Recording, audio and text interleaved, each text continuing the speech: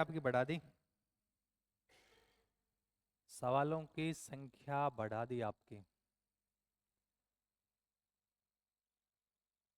सवालों की संख्या बढ़ गई ना।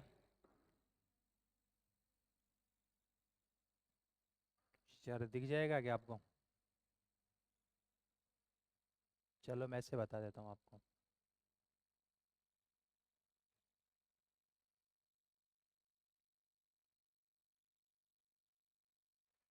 दिख जाएगा, सीधा पेपर ही भेजिए, पीडीएफ नहीं भेजिए। देखो दिख रहा है ना। चलो चिंता नहीं करना। ऐसा है कि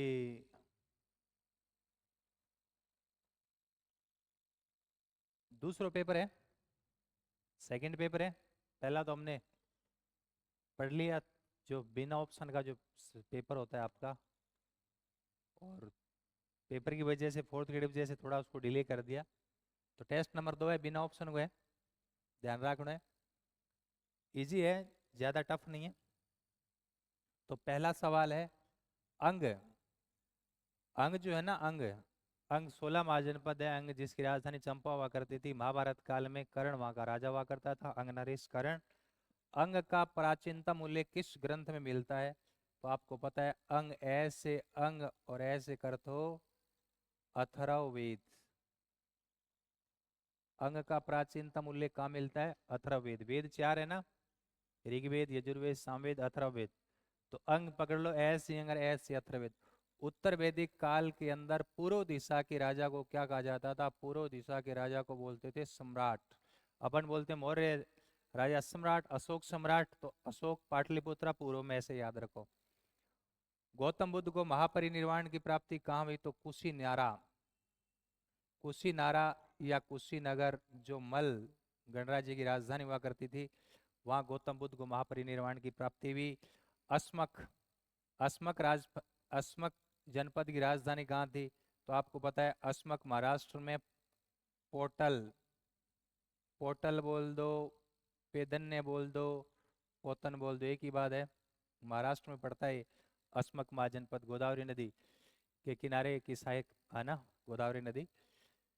तो अस्मक पोर्टल। ध्रुवाधिकरण का क्या तात्पर्य था? तो गुप्त काल में ध्रुवाधिकरण क्या करता था? टैक्स कलेक्शन करता था, टैक्स, राजस्व केंद्रित, राजस्व संग्रहण। राजस्व संग्रहण का काम था किसका?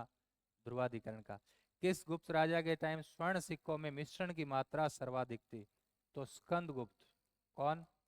स्कंदगुप्त। तो स्कंदगुप्त राजा के टाइम मिश्रण की मात्रा, सोने के सिक्के में मिश्रण की मात्रा क्या थी?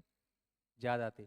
मोहम्मद, आप साथ साथ लिखने का प्रयास मत करो, भूल जाओगे बाद में, आप आराम से नोट कर लेना। उस चक्कर में क्या होगा, नहीं तो यह पेपर तो आप वैसे ही कैसे करते हो आपको पता है, तो इस चक्कर में वो भी तो कम से कम समझ लो ना।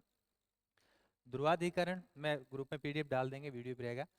तो ध्रुवाधिकरण 500 साल। ध्रुवाधिकरण क्या था? राजस्व कलेक्शन करने वाला, टैक्स वसूलने वाला।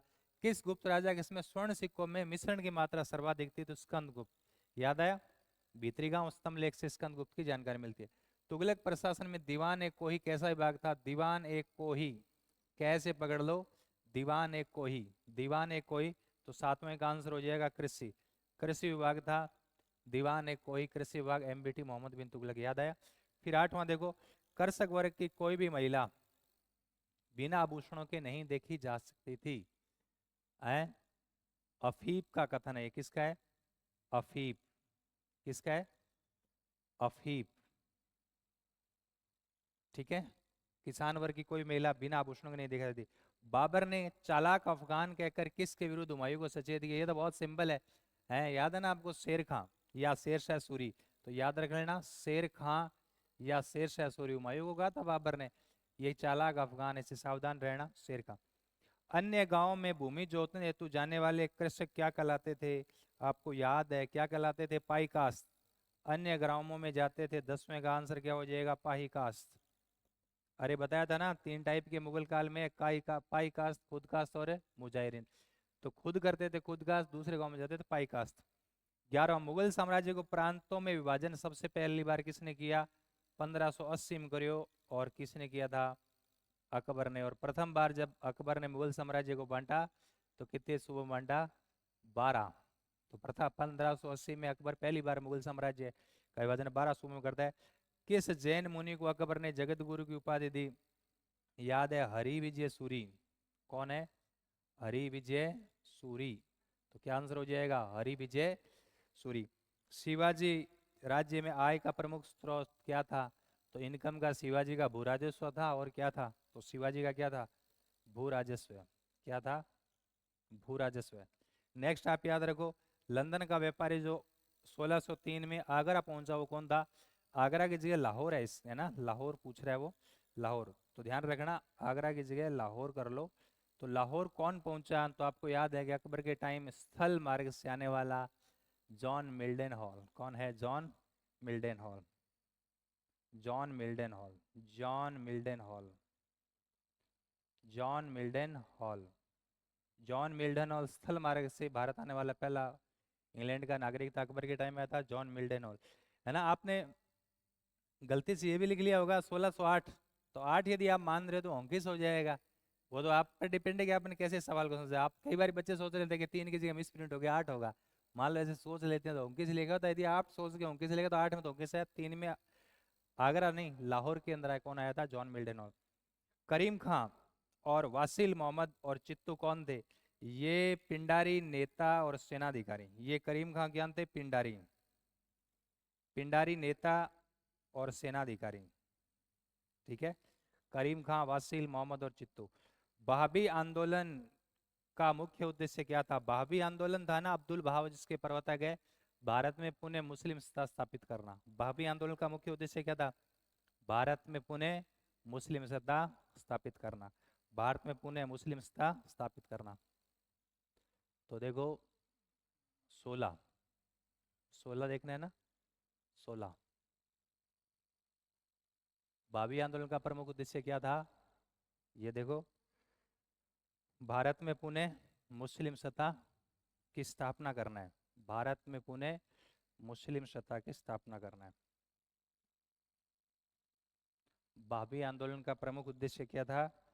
भारत में पुनः मुस्लिम सत्ता। ये देखिए 16वां देखो, भावी आंदोलन। भारत में क्या करना? भारत में पुनः मुस्लिम सत्ता की क्या करना? स्थापना। भारत में पुनः मुस्लिम सत्ता की क्या करना? स्थापना। नेक्स्ट सवाल क्या है? नेक्स्ट है, किसने इंग्लैंड में इंडियन होम रूल सोसाइटी की स्थापना की? तो आपको याद है इंडिया हाउस, श्यामजी कृष्ण वर्मा, जो अजमेर की नगर जो समिति के पहले अध्यक्ष भी रहे थे। तो ये तो आ जाएगा श्यामजी कृष्ण वर्मा। ये तो आपको याद ही है ना, श्यामजी कृष्ण वर्मा। श्यामजी कृष्ण वर्मा। नेक्स्ट है, कहाँ 1937 के आम चुनाव में कांग्रेस को स्पष्ट बहुमत मिला? कांग्रेस ने 8 प्रांतों में सरकार तो बनाई थी, लेकिन स्पष्ट बहुमत पूछ रहे हैं। तो स्पष्ट बहुमत 3 प्रांत में था। बॉस याद रख लो, है ना, बॉस याद रख लो। कैसे याद रखोगे बॉस? तो बिहार, उड़ीसा, संयुक्त प्रांत। बिहार, उड़ीसा, संयुक्त प्रांत। कांग्रेस को 3 प्रांतों में संयुक्त स्पष्ट बहुमत मिला था। बिहार, बॉस याद रख लो, उड़ीसा और संयुक्त प्रांत। 19वां देखिए, सरदार पटेल को किस आंदोलन में गांधी जी का अनुयायी बनने की प्रेरणा मिली? खेड़ा। आपको याद है ना खेड़ा आंदोलन? 1918 गांधी जी कर रहे थे, अकाल के बावजूद वो लोग लगान वसूली कर रहे थे। गांधी जी ने खेड़ा आंदोलन का नेतृत्व किया। तो याद रख लेना, फिर सफल भी हो गया था। फर्स्ट ग्रेड में पूछा गया सवाल है। मैं कह रहा हूँ ना कि चीजें वही आ रही है। किस अंग्रेज ने सूरत अधिवेशन में भाग लिया? WH Nevinson. किसने लिया? नेविंसन। H W Nevinson. सूरत अधिवेशन में भाग लेने वाला अंग्रेज कौन था? H W Nevinson. 21वां देखिए, औरंगजेब के समकालीन सिख गुरु कौन है? तो आपको याद है तेग बहादुर। आपको याद है ना, 9वें गुरु थे कौन? तेग बहादुर। तेग बहादुर बाकला दे बाबा 9वें गुरु।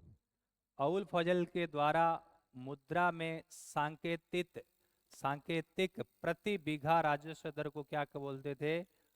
दस्तूर उल अमल। दस्तूर उल अमल। दस्तूर उल अमल। क्या कहते थे? प्रति बीघा सांकेतिक जो राजस्व दर को दस्तूर उल अमल। दस्तूर उल अमल। फिर देखिए दिल्ली सल्तनत, 23वां दिल्ली सल्तनत का प्रथम सुल्तान जिन्होंने दरबार में गैर इस्लामिक प्रथा स्टार्ट की, तो बहुत सिंपल है, कौन था वो है? गैर इस्लामिक प्रथा जिन्होंने स्टार्ट किया था, बलबन। बलबन, याद रह जाएगा, गैर इस्लामिक प्रथा, बलबन। किसने स्टार्ट किया? क्या है? अच्छा, बहुत बढ़िया। देखो, दिल्ली सल्तनत का प्रथम सुल्तान उन्होंने गैर इस्लामिक प्रथा स्टार्ट की। गैर इस्लामिक तो ईरान से ली थी, नहीं थी ना? ईरान से ली थी, तो इस्लामिक ने गैर इस्लामिक है, तो गैर इस्लामिक नहीं हुई।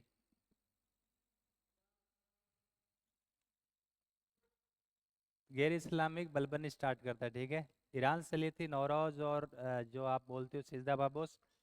ईरान, इस्लाम तो बाद में था। ईरान मूलतः जो पारसी था, वहाँ शाहनामा ग्रंथ लिखता है फिरदौसी। शाहनामा जो ग्रंथ लिखता है फिरदौसी, उसमें आफरा सियाब कोई वंशज है, बलबन अपना संबंध आफरा सियाब से जोड़ता है। चलो कोई ना, फिर भी चेक कर लेंगे इसको, यदि आपको लग रहा है एक बार बलबन कर लो ना, आंसर शायद बलबन ही होगा, है ना? फिर भी कोई बात नहीं, चेक कर लेंगे ना। गैर इस्लामिक पर था बलबन। 24वां देखो, धर्मपाल द्वारा स्थापित सोमपुर महाविहार कहाँ था? बहुत बढ़िया सवाल है, इसकी जगह पूछिए, कहाँ पूछा है, तो कहाँ हो जाएगा? पहाड़पुर। कहाँ हो जाएगा? पहाड़पुर। कहाँ हो जाएगा? पहाड़पुर। ये जो गेर क्या, सोमपुर जो महाविहार है धर्मपाल द्वारा स्थापित बिहार के अंदर, कहाँ हो जाएगा? पहाड़पुर। पहाड़पुर बिहार में। पहाड़पुर कहाँ है? बिहार। पहाड़पुर कहाँ है? बिहार में, ठीक है। नेक्स्ट, गौतम बुद्ध द्वारा भिक्षुणी संघ की स्थापना कहाँ हुई? तो आपको पता ही है कहाँ हुई, वैशाली। आप जब हम पढ़ रहे थे तो हमने पढ़ा था, क्या पढ़ा था? है, वैशाली की गणिका थी, आम्रपाली की कहानी पढ़ी थी, तो आपको याद है, वैशाली, याद रह जाएगा। गेर क्या, भिक्षुणी संघ की स्थापना कहाँ कर दी है? वैशाली, ठीक है। मौर्य काल में राजस्व अधिकारी को किस नाम से जाना जाता था? वैसे आपको पता है, समाहर्ता। क्या हो जाएगा? समाहर्ता। कौन सा हो जाएगा? समाहर्ता। याद रह जाएगा ना, राजस्व अधिकारी समाहर्ता। कोषाध्यक्ष क्या बताया था? सन्निधाता। यहाँ राजस्व अधिकारी पूछा है तो ध्यान रखना समाहर्ता। फिर देखो, पंचवर्षीय मीरों का उल्लेख कहाँ मिलता है? मौराभिलेख। कहाँ मिलता है? मौराभिलेख। पंचवर्षीय वीरों का उल्लेख कहाँ मिलता है? मौराभिलेख। कहाँ हो जाएगा? मौराभिलेख। न्यायाधिकरण गुप्त काल का क्या काम था? पहली बात, जज, न्यायाधिकरण वाले जज, लेकिन किस मामलों का जज था? जमीनी विवाद। जमीनी विवाद जो सुलझाता था, फैसला सुनाता था जमीनी विवाद का, वो था न्यायाधिकरण। ये 29वां सिंपल है, केसर और देवपुत्र की उपाधि किस राजवंश के शासकों ने धारण की थी? कुषाण। अरे कुषाण लोगों ने धारण किया था ना, केसर और राज देवपुत्र। केसर और देवपुत्र, केसर और देवपुत्र कौन हो जाएगा? कुषाण। 30वां, विज्ञानवाद और योगाचार की स्थापना किसने किया? मैत्रेय नाथ। मैत्रेय नाथ। सिंपल मैत्रेय लिखा तो भी ठीक है, नाथ लिखा तो भी ठीक है, मतलब मैत्रेय के साथ नाथ, सिंगल नाथ नहीं, है ना? मैत्रेय नाथ, मैत्रेय या मैत्रेय नाथ, विज्ञानवाद या योगाचार। इजी है। नेक्स्ट देखो, नेक्स्ट देखो,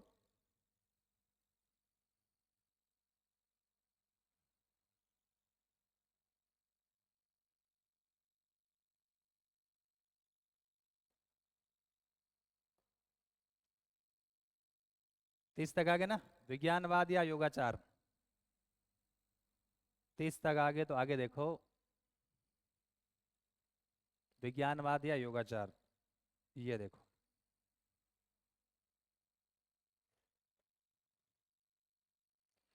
विज्ञानवाद या योगाचार।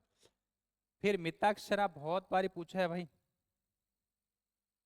मिताक्षरा, पता ही है आपको सबको, सवाल इतनी बार रिपीट होंगे। अब देखो, मतलब नेक्स्ट आप जब भी दूसरा पेपर है, तीसरा पेपर होगा ना, तो आप ध्यान रखना, पहले और दूसरे के कम से कम 3-4 सवाल उसमें मिल जाएंगे।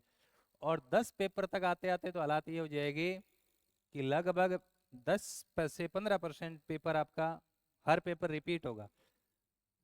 20 पेपर दे दोगे तो 50% पेपर रिपीट होने लग जाएगी। इसका मतलब आपको चीजें अक्सर से याद हो जाएगी। ये तो याद ही है ना। विज्ञानवाद कौन है? मिताक्षरा, सॉरी विज्ञानेश्वर रे, विज्ञानवाद क्या, विज्ञानवाद ऊपर वाला विज्ञानेश्वर क्या है? मिताक्षरा का कौन है? विज्ञानेश्वर, विज्ञानेश्वर मिताक्षरा। हरिभद्र किसके दरबार में थे? नेट में पूछा गया, बहुत बार आईएएस परी में पूछा गया है, किसके? धर्मपाल। हरिभद्र बौद्ध है, किसके दरबार में? धर्मपाल। पाल शासक धर्मपाल के दरबार में कौन? हरिभद्र।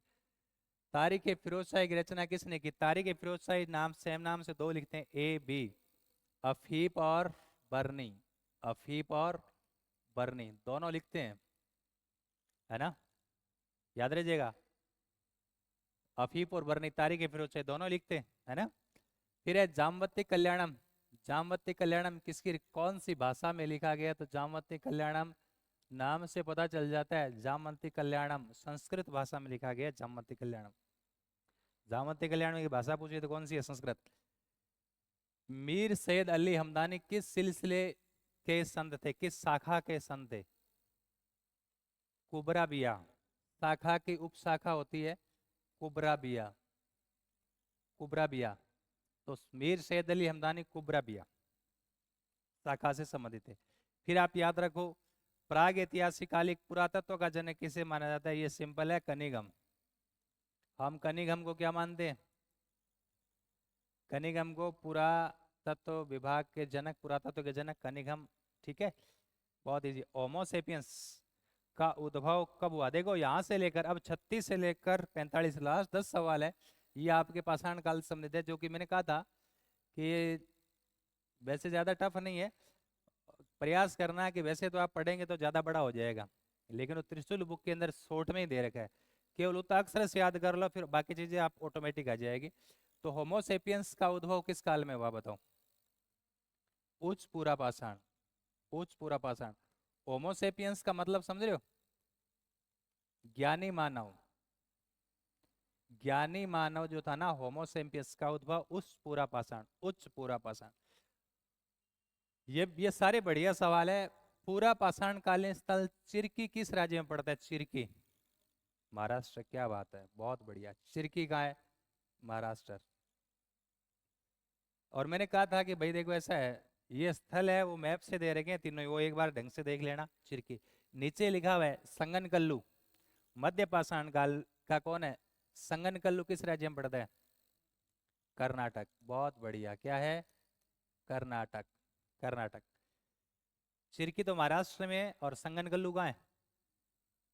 तो चिरकी पूरा पाषाण कालीन चिरकी महाराष्ट्र, मध्य पाषाण काल का संगनकल्लू नीचे पड़ा है ना, कर्नाटक।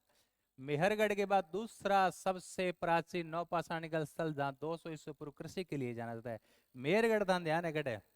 मेहरगढ़ बेटा पाकिस्तान में, बलूचिस्तान और बेल्ट है जहाँ सुलेमान कीर्थिर वो है, उधर उस साइड पड़ता है। और वहाँ 7000 ईसा पूर्व के कृषि और पशुपालन के प्राचीनतम साक्ष्य मिलते हैं। 7000 ईसा पूर्व गेहूं और पशुपालन, भैंस पालन के साक्ष्य मिलते हैं, याद रखिएगा।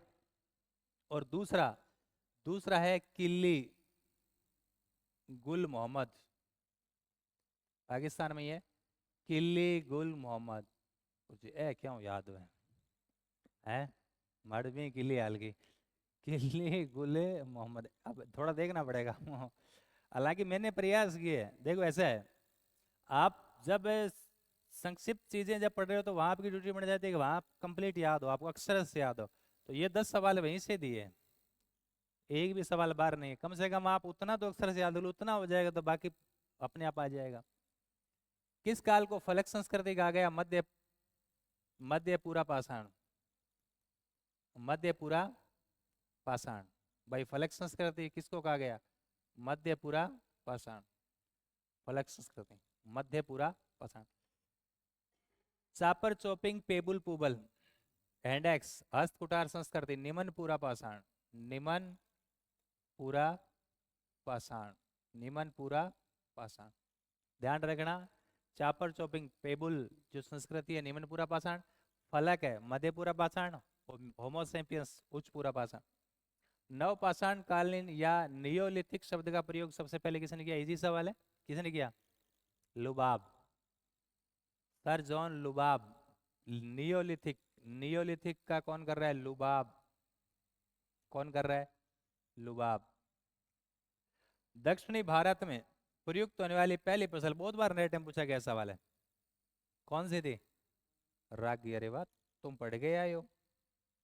ये बढ़िया सवाल है कि ताम्र पाषाण काल, ताम्र पाषाण काल संस्कृति में पटसन का पहला साक्ष्य कहाँ मिलता है?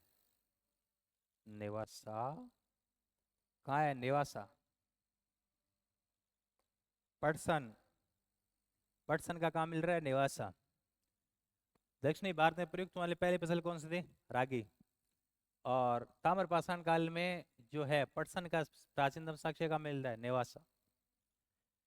तो ये थारा 45 सवाल है जब बिना ऑप्शन के। बिना ऑप्शन को मतलब हो गया कि मतलब बिना ऑप्शन तो बिना ऑप्शन है कि जब चीजें आपको अक्सर से याद होगी, जैसे किताब बंद है, नोट्स बंद है, और आपको अक्सर से याद है कि अच्छा ये सवाल पूछा है, लुबाब वाला पूछा है, नीचे से चौथी लाइन में दे रखा है, बीच में से है, हमने अंडरलाइन किया लाल से, फिर येलो से ऊपर हाईलाइट भी कर रखा है। ऐसे जब आपको याद होगा तब जाके मामला बैठेगा। ये पढ़ाई के सर्वोत्कृष्ट, सर्वोत्कृष्ट जो स्तर है पढ़ाई का, वो ये स्तर है?